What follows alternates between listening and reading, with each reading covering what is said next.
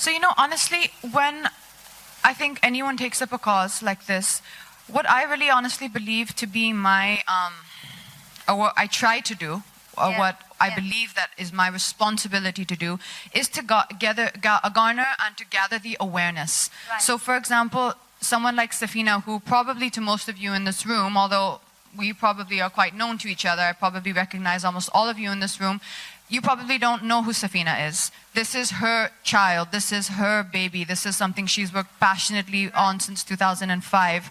And sometimes, although maybe even she would prefer someone who's working with her 24 hours a day, 7 days a week, sometimes you need that voice to get the awareness. You need that voice to get the spotlight onto the cause. Right. Now, what my responsibility to do is to make sure that I give that voice to a cause which I believe in, to the best of my ability, is delivering what they're promising to do, and is really trying to make a difference, and who has their heart in the right place, and is delivering what they say they can do. And the reason, again, why I think for me, Safina and Educate Girls are doing that is because of the way they're addressing and targeting the issue. We all know that education is important. We all know that, boys and girls and the girl child, the boy child must be seen and treated as equal in every household. We all know that. But what they are doing is they're addressing it in a very tangible way.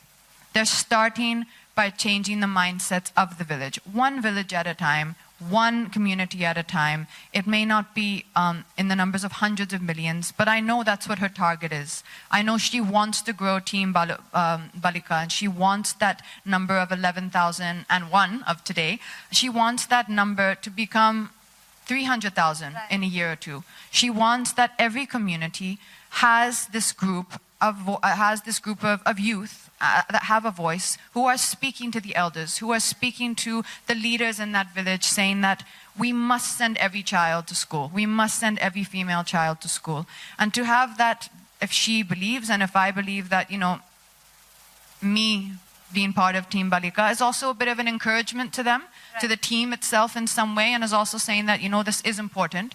It's underlining for them the fact that this is important, and their efforts are not going unnoticed. Their efforts are being acknowledged.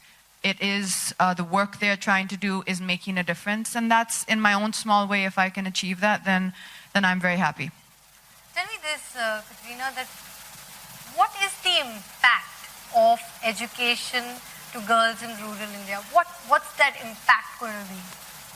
Well, the first thing that it comes with is according to me, which I said, that knowledge is power. The first thing that comes is them being able to develop inner confidence, knowing who they are, knowing their own value. As Safina said in the statistics, that they will be less likely to face domestic abuse or abuse of any kind. They will be less likely to enter into child marriages. I mean, these two reasons are... You don't even need anything else to be said after that. Without that, they are never going to know their value. I mean, there's some pictures which Chef Safina showed me in their material, which they were discussing. And then immediately I noticed in the picture that the father is sitting on the chair and the mother is still sitting on the floor. That's still the way it is. And the child in the picture who they were referring to, who's a girl, is sitting on the floor even further. That in itself to me said everything. There's so much to be said. Sometimes they say a picture speaks 1,000 words. And if what we can do, and if you ask what is the importance, for me, education, and for any girl, and for any person, education and knowledge is power. It's the first step into knowing yourself and to knowing your potential. Yeah. So this brings me to this question, Safina, that what are your future plans? What is your vision forward? Where is this going to go? I was reading up your planning after 8, till 8th. What can we expect from Educate Girls? So currently we work with class 1 to 8. And now girls like Jyotsna are actually getting to the 8th. And so now we're laying our plans to saying how do we help them get in and complete secondary school and complete their 10th grade. Because completing the 10th is the certificate that's going to be so valuable to her. Nowadays, even if you want to stand for Panchayat elections, you need a 10th certificate. You want some of the basic jobs, that's the minimum qualification. So we want to make sure that our girls are getting, and we are supporting them so that they can actually complete the 10th grade and they make it. And then also providing them safe spaces as they get older and get into adolescence, things get much more complex.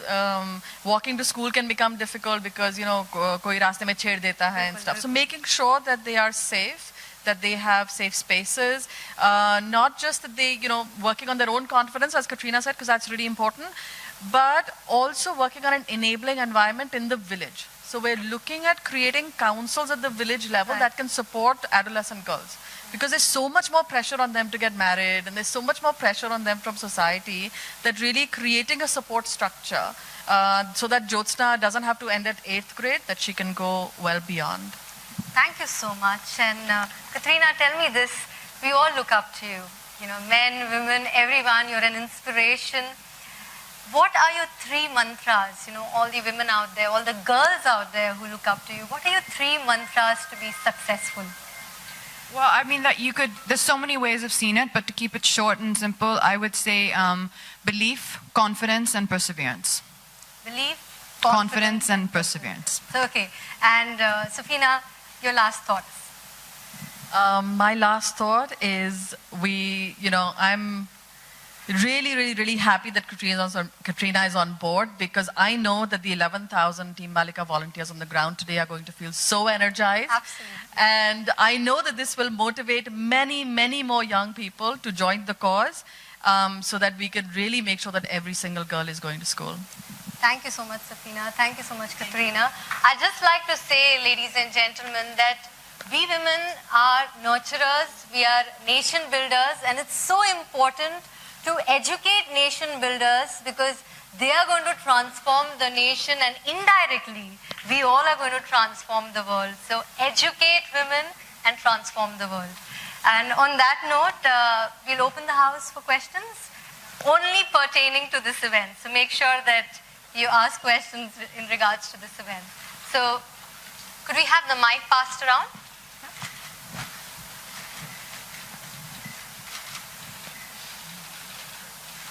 So we'll take 3 questions. Yes. Yeah, 3 questions. आपको कब लगा कि आपको इस initiative से join होना चाहिए child education से? थोड़ा जोर से बोलेंगे माइक पे. मैम आपको कब लगा कि इस इनिशिएटिव से आपको कब लगा कि आपको ज्वाइन होना चाहिए? What's make you to join as an initiative? Well, primarily for the reasons which I just said throughout this conference, which we've done, is after seeing exactly what Educate Girls were doing and what their initiative was, and the way they're targeting the issue of education from the ground level, going into the communities, building a team which are going to speak on their behalf in the communities. I really just felt it connected to me personally that this is an amazing way and an amazing vision. The way that they have partnered with the government, the way that they already have their structure, the infrastructure in place to be able to, follow up on that message. It just seems that this is something which is already on the right path and is a movement that I wanted to join, a momentum that I wanted to join. And as Safina said, if this encourages more volunteers to join Team Balika, then that's more than I could really hope to achieve just that inspiration alone.